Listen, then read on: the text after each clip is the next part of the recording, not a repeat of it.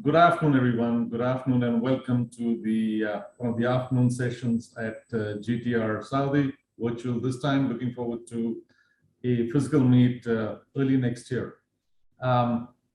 Before I introduce panelists, I'm going to give an introduction about myself and also something about the topic, and then we'll pick it up from there. The topic that we're going to look at today is about funding provisions, the supply chain, SMEs, and the growth through innovation in and around Saudi primarily. My name is Maninder Bhandari. I am an ex-banker. I did a fair number of years at HSBC, ABN AMRO, and other sort of entities globally, different locations, multi-continent. And then I started my own businesses since then. So I run a bunch of 4 SMEs at this point in time within the UAE. And that's where my experience comes from. And I look forward to hearing more about the same from Saudi. On that note, I look forward to introducing the panelists to you. Pleasure to have with us today 4 eminent panelists. The first one is Rana Zumay, who's currently a consultant at the Small and Medium Enterprises General Authority, also known as Munshad. She's very experienced, especially in communications, marketing communications, and also done a lot of work with women-related enterprises and empowerment on that. And panelists, please add if I miss out something. There's a fair amount of experience you guys have, so it'll be good to hear anything additional. The second one is Mohammed Al Omair, who's a co-founder and CEO of Tamid. Mohammed has a very interesting experience. He was an M&A specialist prior to jumping onto the fintech arena. So he knows how it entirely works in multiple sort of organizations, and he put all of them together. The third one, Zubair Akbar. Zubair has been in BNP, trade finance, for the last 20-odd years, not in BNP, but in BNP and in Deutsche Bank, where he worked in multiple locations, I believe in Saudi, Germany, UK, and very experienced in trade finance. And last but not the least, I have Betul Kurtulis, who's the Regional Director, Central, Eastern, Southeastern Europe, as well as the Middle East. In fact, it's changed to national, now called Fci.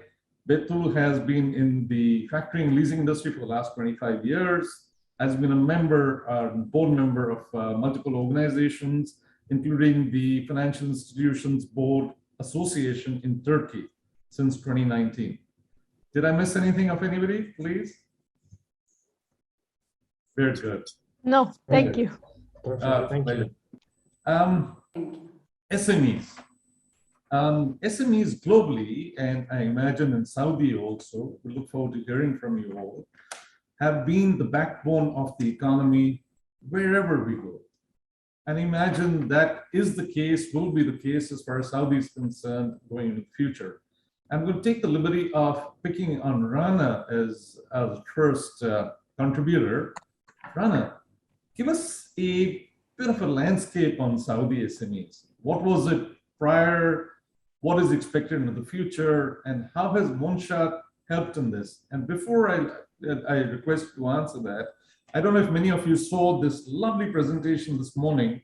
It was by a gentleman called, at the GTR today, by a gentleman called Professor William Scott Jackson from the Oxford Center. And he laid out the vision of what the Vision 2030 for Saudi is going to be and how instrumental SMEs are going to be as far as the development of the Saudi economy is concerned. Rana, do help us out. Thank you. Thank you so much for this introduction. And yes, briefly talking about these facilities to the SMEs in Saudi Arabia was a kind of support and engagement to this or category of business, rather than a form or something basic in the economy. Now we have entered the stage of their needs for economy to employment. In the sense it has come an essential access. You cannot have a healthy and sound economic unless you have them or it has this status. This matter is not only in Saudi Arabia, by the way. It should be in everywhere but it's a journey in any country to realize that they have to include SMEs to have a healthy economy. Regarding in Saudi Arabia or what's happening with us and with the Vision 2030, we live in the stage that's called fourth industrial now in Saudi Arabia, and we depends on the innovation. And this often come from small and medium authority, while all the innovation and new business and new idea and any challenges, you cannot see it by the big company. It's usually come by the SMEs, which is the state is achieving Vision 2030, the environment and ecosystem must be reformed to support these facilities. Open up export areas and provides competences. The small and medium-sized companies from the size of Saudi Arabia, general market is 20%. And our goal in the vision to reach them to be 35% from the total market. And to achieve that, our kingdom leadership start with creating Munsha'at in 2016.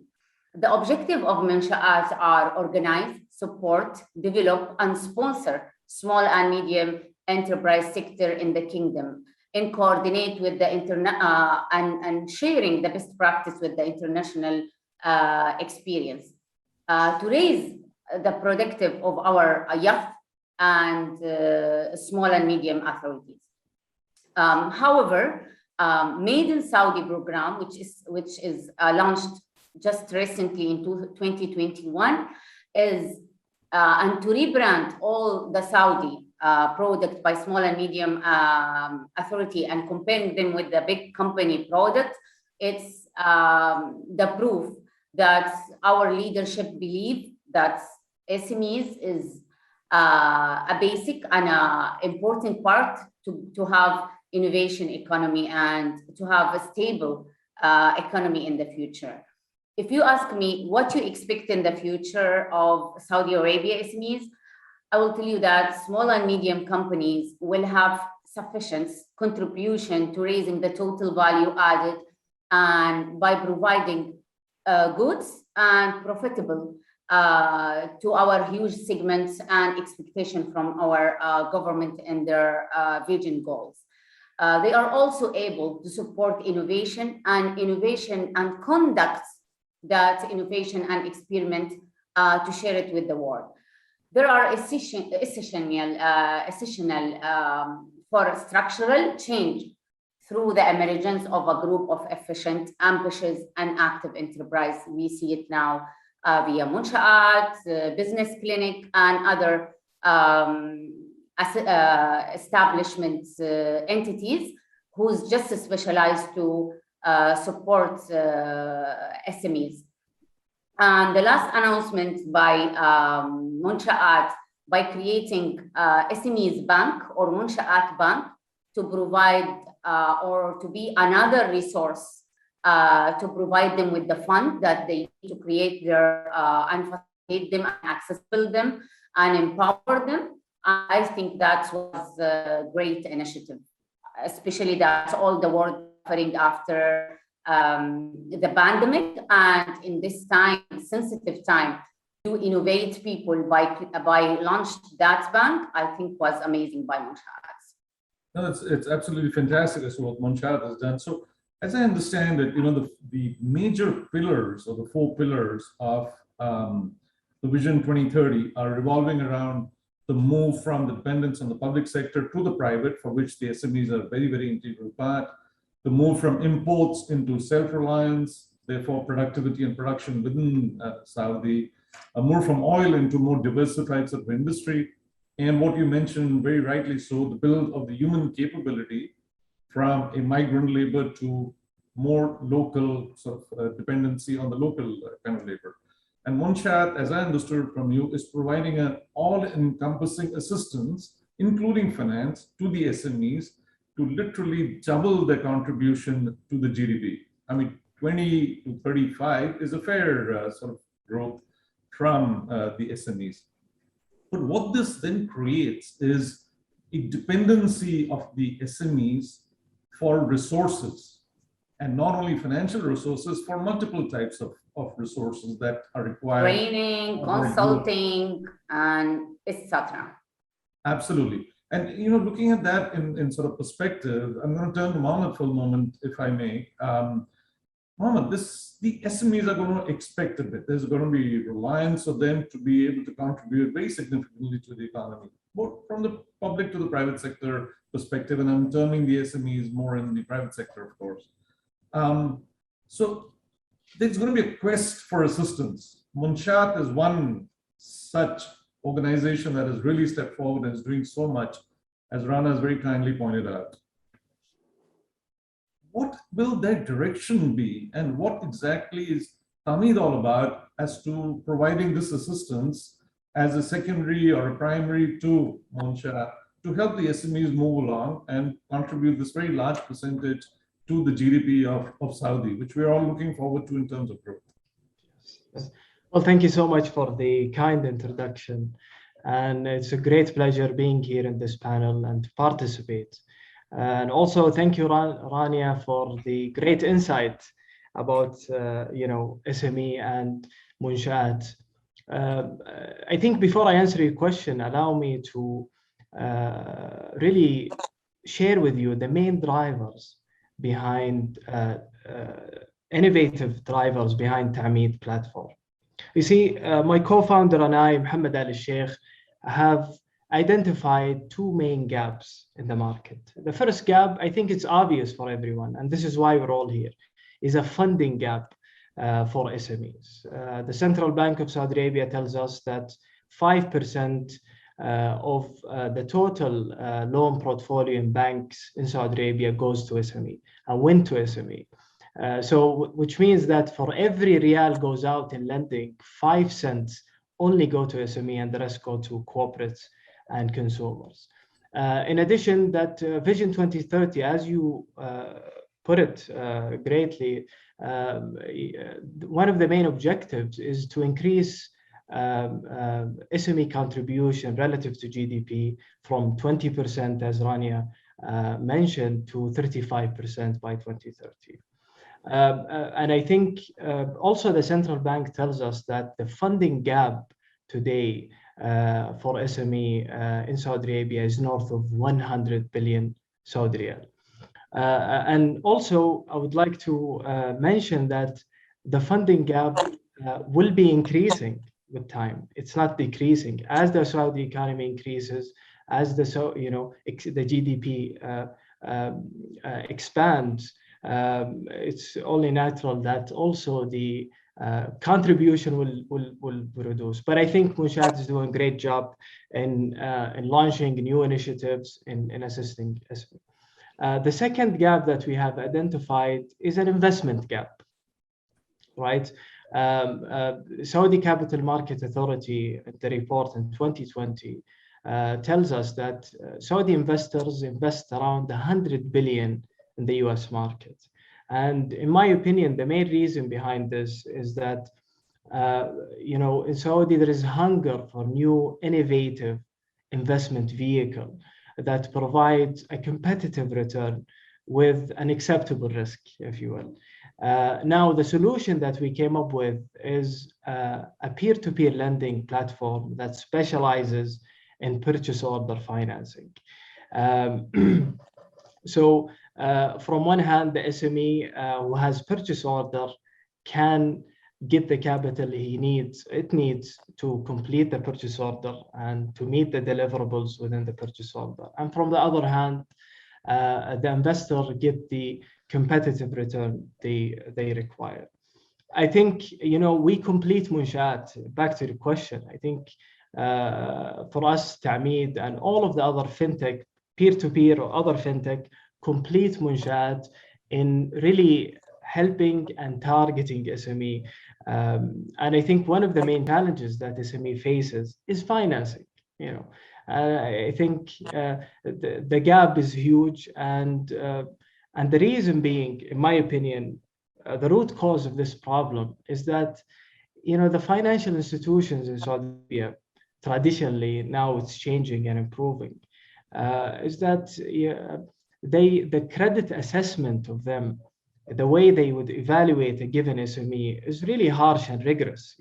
No way that an SME could provide such required documents for him to be accepted.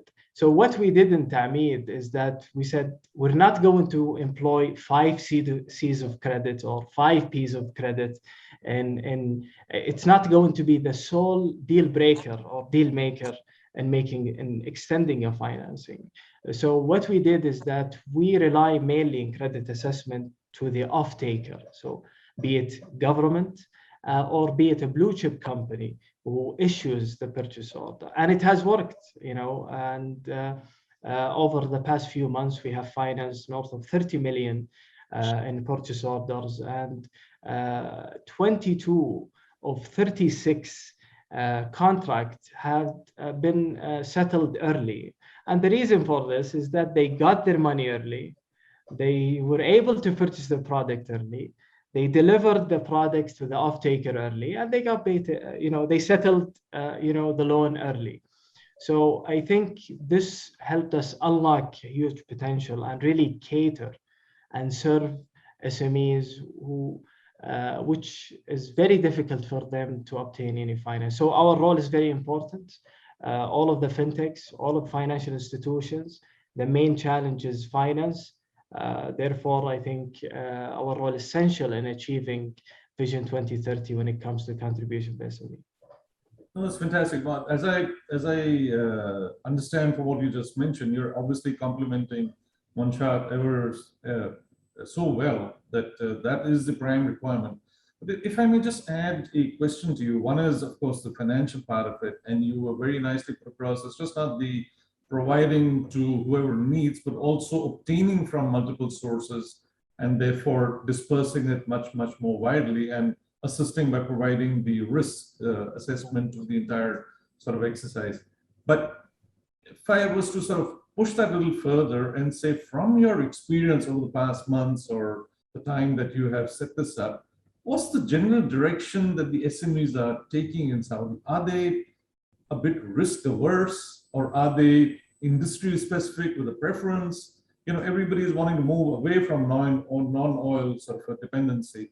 But just for our knowledge, what's the direction that it's taking? Well, I would say it's a very good question, by the way. I think SME in Saudi Arabia are agnostic by industry. So they are opportunists.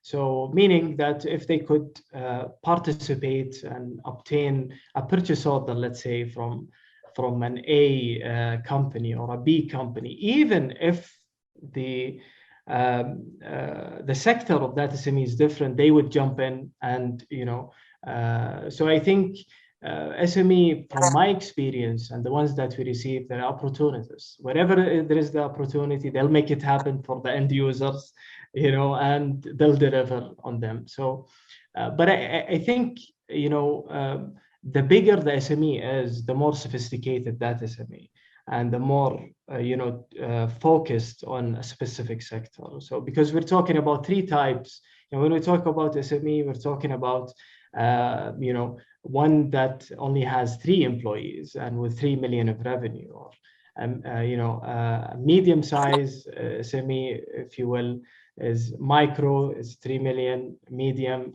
then their revenue does not exceed 47 million and their employee does not exceed 49 million. And the medium SME in Saudi Arabia is, it's characterized by, they don't have more than 300 employees and not more or less, and not more than 340. So the bigger the SME is, the more sophisticated and focused. And the smaller the SME is, the more opportunist and agnostic by industry. Oh, that's fantastic. I hope that answered your question. It does indeed. I think that's a fantastic perspective to us. And before I move to Zubair, I've got a burning question for Zubair before I move to him. One more question for you, Mohammed, and sorry to dwell upon you. No, please. Great thoughts. You're on a fintech sort of a platform putting this entire framework together. And now the buzzword is, whether it's fintech or digital and so on and so forth. What is the adoption rate of this activity in terms of technology as far as SMEs are concerned in Saudi? In other countries, you've seen a very slow pace, and then the pandemic came and everybody jumped into it. But I don't know if the SMEs in Saudi were prepared for something of that nature, but it's still a very low offtake so far. Well, I think in terms of, I think it's twofold. The first fold, I think, generally speaking, the population of Saudi Arabia are tech savvy, so they're aware. Their horizon is big when it comes to the new things and trendy things. Fintech is not a trendy thing; is here to stay. But Sure. And also the regulator does a great job in terms of promoting new solutions in the market, and I think that helps a lot with adaptation. So for SME to know about crowdfunding, specializes in purchase order is at the moment that we became live, the demand was huge. We received total value purchase order we received over the span of the first 3 months around 300 million Saudi riyal. So Oh, wow. people are aware, and I think the other fold is desperate.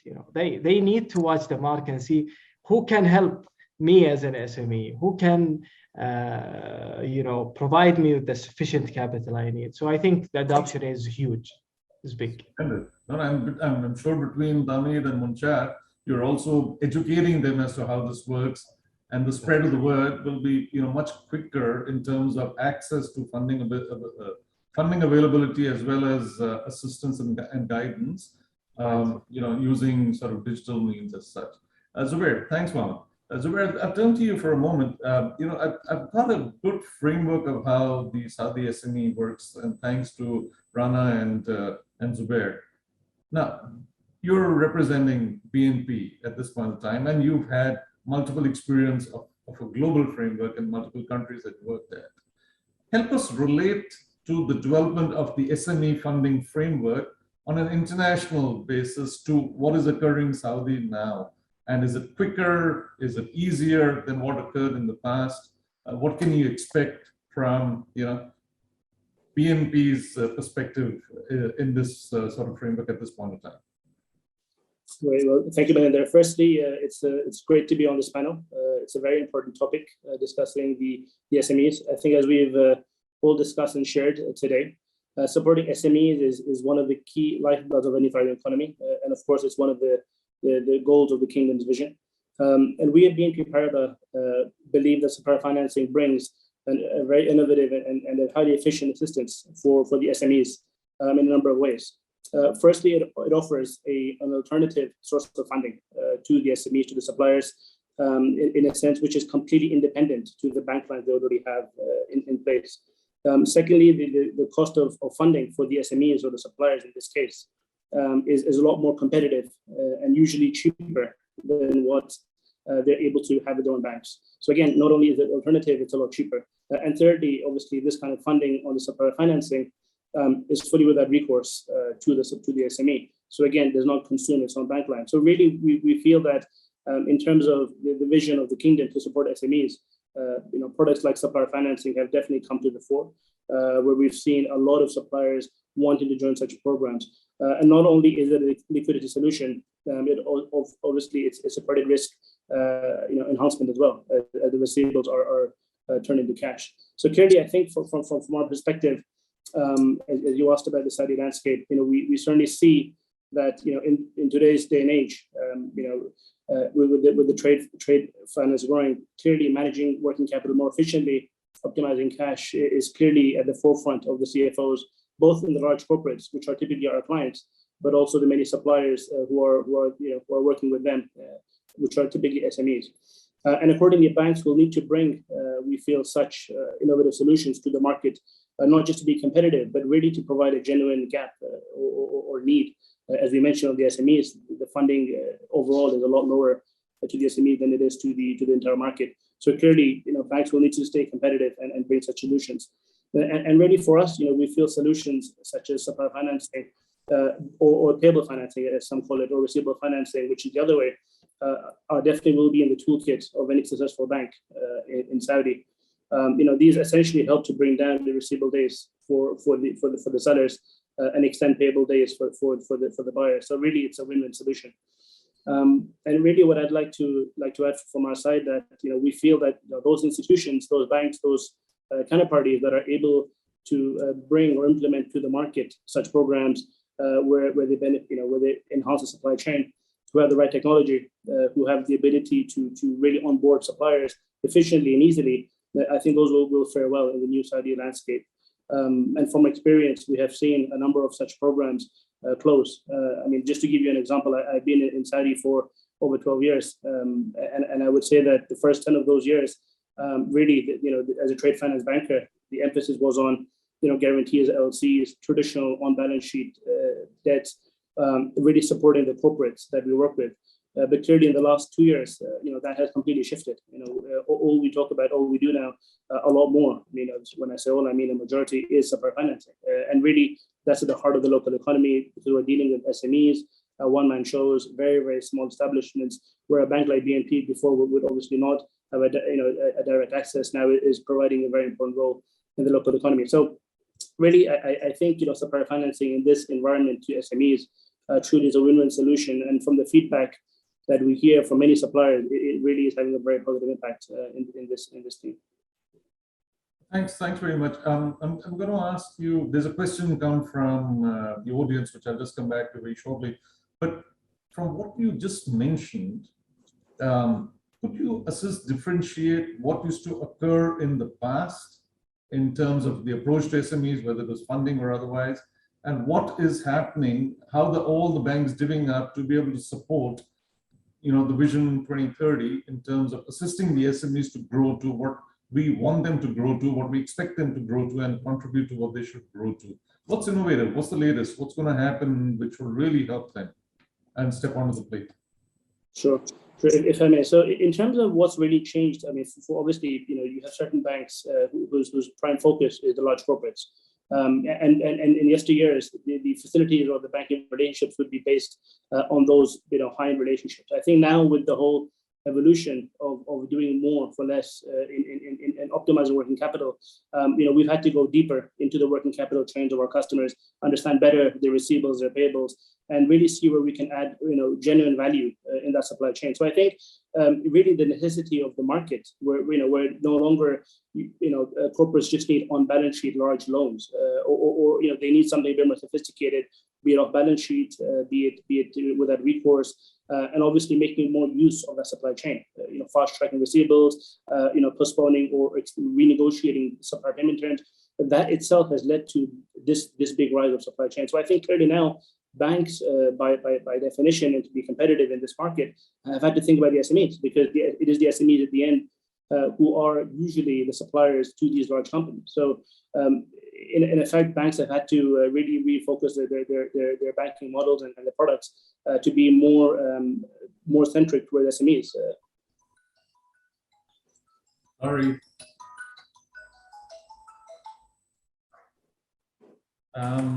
Thanks very much. So if I should just come back to you on what you were mentioning, from what I heard from Mohammed earlier and from yourself, we were talking about supply chain, but we were talking about the sell side. What is happening on the buy side as far as SMEs are concerned? Because post-sale, there's receivables, you pass the risk on. Are SMEs still considered higher risk, therefore there's no concentration on the buy side in terms of assistance to them? Well, obviously, in this market, in terms of risk appetite, obviously banks in the market, widely the local banks, for example, will certainly have appetite on the local names, on the local smaller suppliers. In terms of where international banks can really add value in this field, I would say more specifically is on the supplier financing, because in this case, the bank is facing its counterparty, which typically is a large seller, or a large buyer rather, and obviously, in that engagement, it is supporting the SMEs in the market. But clearly, as you mentioned, banks as a whole will be playing a wider role towards both sides in terms of the reverse factoring or the supplier financing for the supplier. But for the moment, obviously, that is something we are finding supplier financing becoming more and a quicker win for SMEs because they're not having to have the risk appetite with the bank. They're actually benefiting from the strong credit rating, the strong balance sheet of the buyer, and hence the price they get to discount their receivables is a lot cheaper. So in that sense, it is actually really a win-win for both the buyer and the supplier, who gets to benefit from a very strong buyer, which is usually the bank's client. That's splendid. Before I turn to Betul about the international framework and FCI, the three panelists who just spoken, one of the questions that's come from the audience, which is really an excellent question. We went through a bit of a turmoil globally in the last year and a half, 2 years. And the SMEs bore the brunt of what occurred, according to me, because they're always a little tighter in sort of financing, if I may use this word very loosely, which is not really attributable, but it can happen. What occurred in Saudi? Did the government offer extensive assistance on the buy or the sell side, or was there anything in terms of central bank assistance and so on and so forth, which really ensured that the SMEs came up to what was expected from them? Feel free, anybody, to answer that if you have some knowledge on that. I think, if I may, please. A number of things that regulators, including Munshat and central bank, there are a number of initiatives they did during the COVID. The first of which is that they increased the loan guarantee by kafala, so to reassure banks. As you know, it's a turmoil and it's a downturn in the economy. So we say in Arabic, capital is coward. So whenever something is going wrong, so what they did is that kafala went in and reassured banks about keep extending loans for SME or for corporates, and will be the guarantor of those loans. So that helped a lot with the pandemic and reassured a lot of stakeholders. The second thing was the central bank postpone debt payments for I think three months. So they're all rescheduled. So there is no payment within, I think, so 3 months and then another 3 months. So as far as I know, those are the initiatives I heard about. Yes. Thanks for that. And I'm going to turn to Betul for the moment, and then a couple of more questions from the audience, which are very, very interesting. Betul, you have a very wide region that you cover, and your wealth of experience, I'm sure, will be extremely contributory to what occurs in Saudi as far as, especially what FCI is associated to. How do you see the local Saudi market relating to SMEs developing from your prior experience? You've been in this business for a good 20, 25 years. And looking forward, what should the institutions or the SMEs be doing to take advantage of Vision 2030 to contribute to GDP? Okay, thank you, Maninder. It's a pleasure to be with all of the speakers today here. It is very important to discuss the SMEs because they are the major contributor of our economies.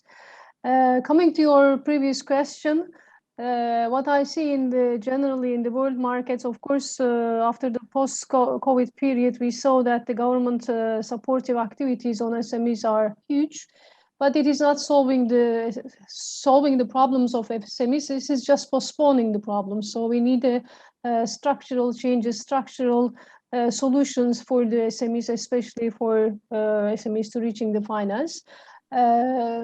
I'm representing the FCI. A few words about who we are.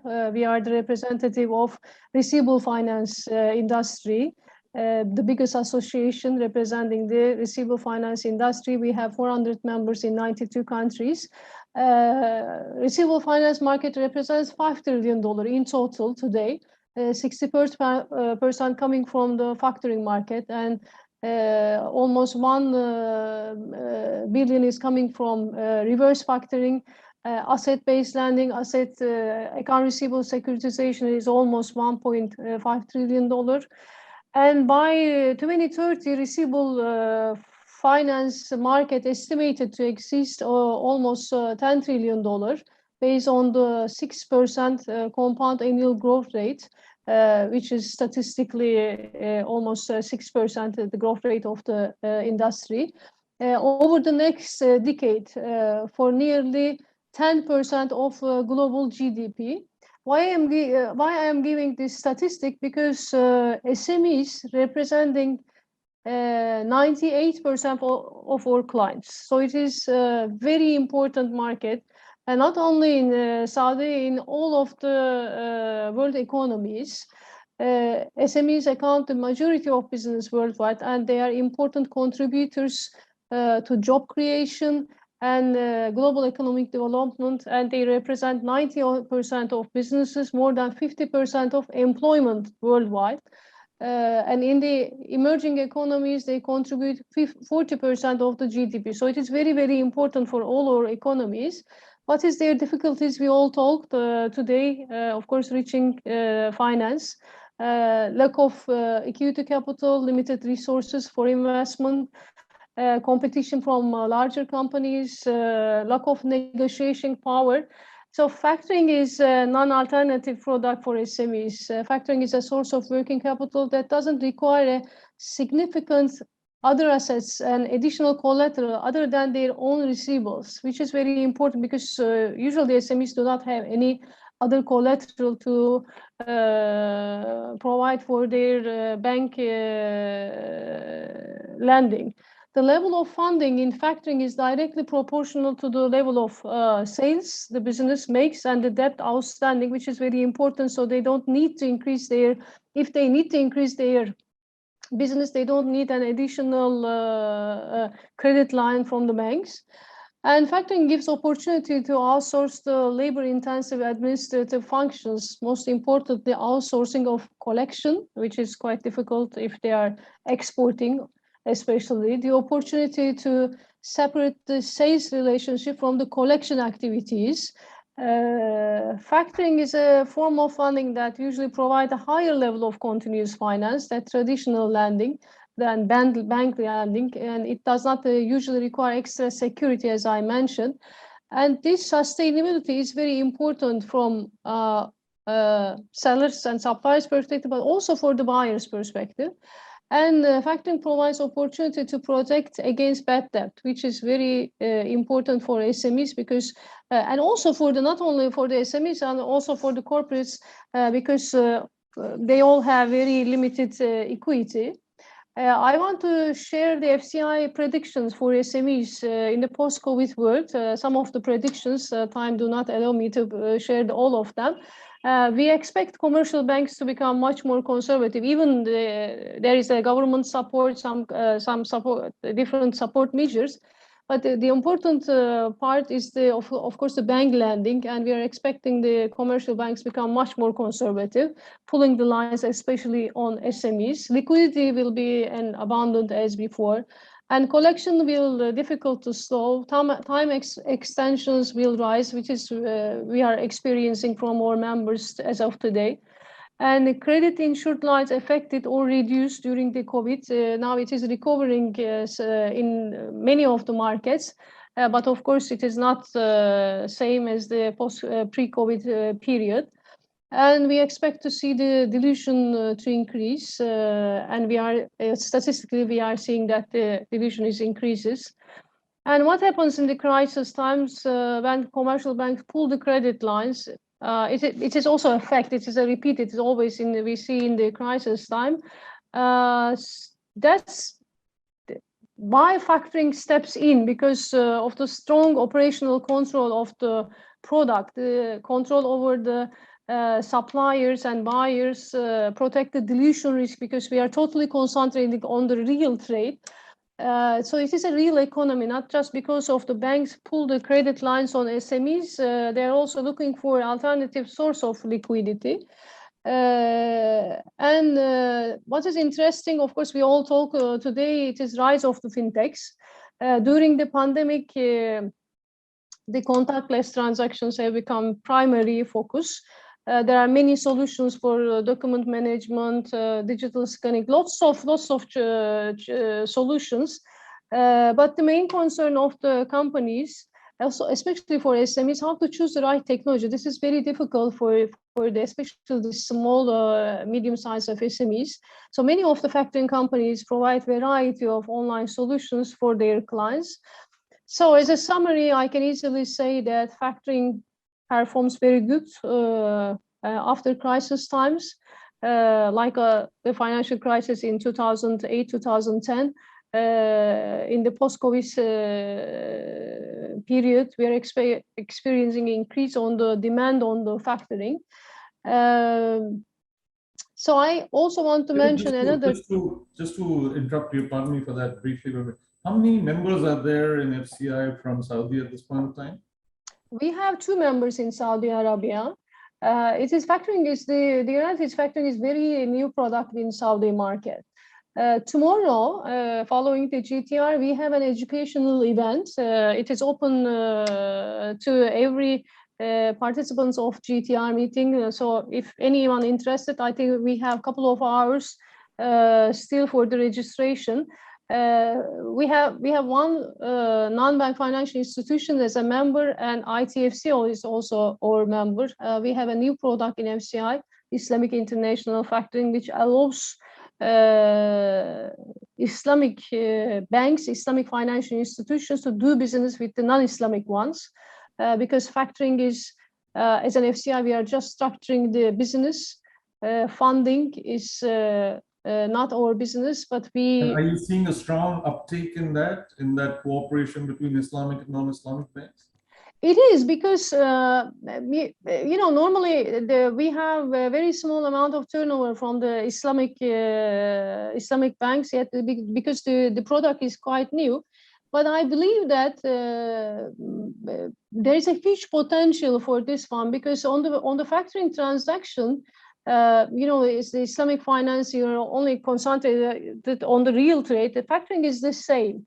So there is a big potential on the export and the import side to work with this, especially on the guarantee side, to work with the other FCI members that they are doing conventional banking system. Even people do not understand how this work. The Islamic banks and the non-Islamic banks have difficulties to understand, but technically it's a very useful product to link the both sides.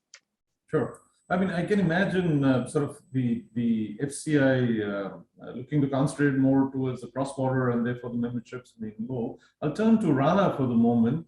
Rana, if I may take the liberty of asking you, it appears that the supply chain finance and innovation around it is gaining traction. And FCI is, for example, doing an event tomorrow, which will help educate.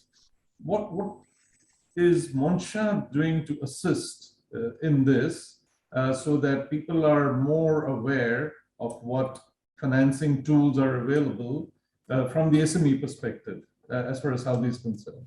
Would you be able to? Yeah, actually, regarding that, it's good to mention that Monsha'at now create their Monsha'at support offices in all around KSA cities. So they have these centers, offices in Jeddah and Riyadh, I think in Dammam. Now they are trying to go to north and south to have this support offices, not only to guidance, consult, and to have and to host the consultant program and the training program.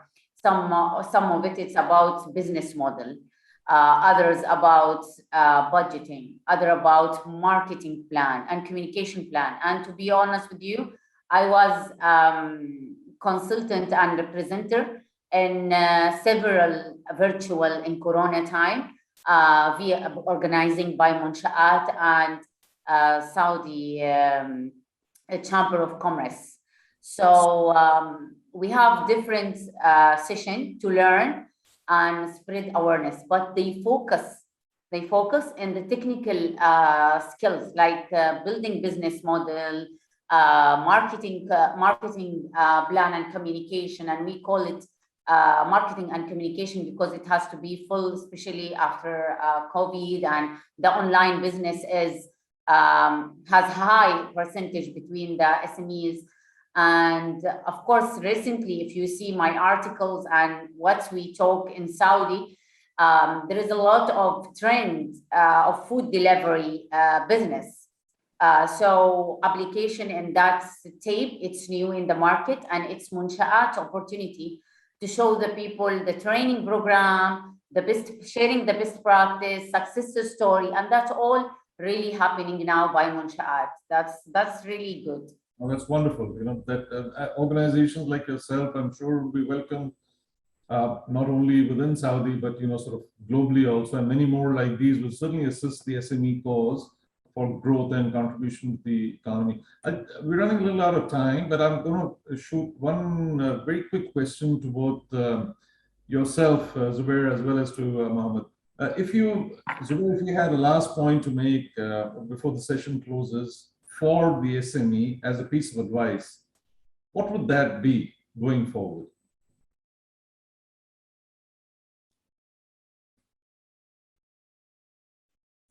Yeah, sure.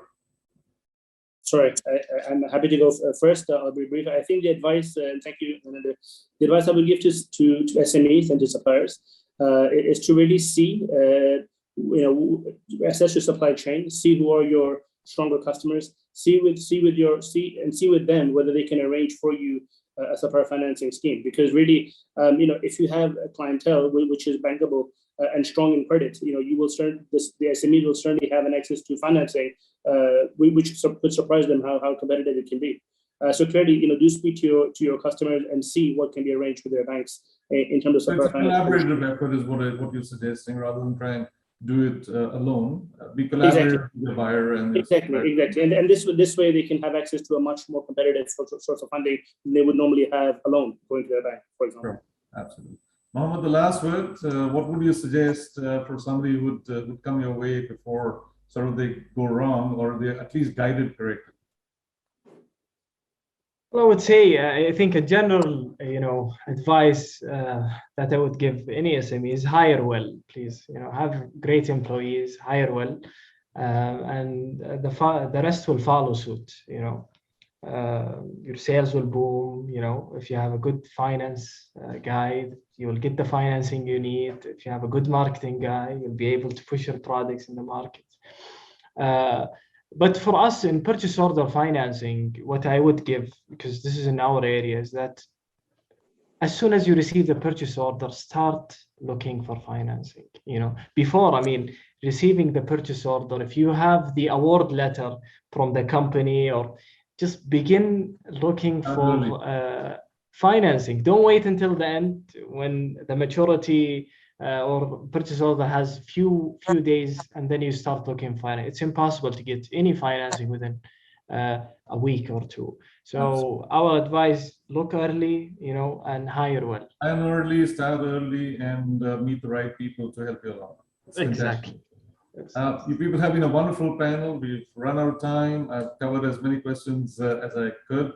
Thank you ever so much. It's really appreciated. It's been a learning for me. And I certainly hope, the people who are watching will be equally thankful for what you have just mentioned. Much appreciated. Thank you, my panelists.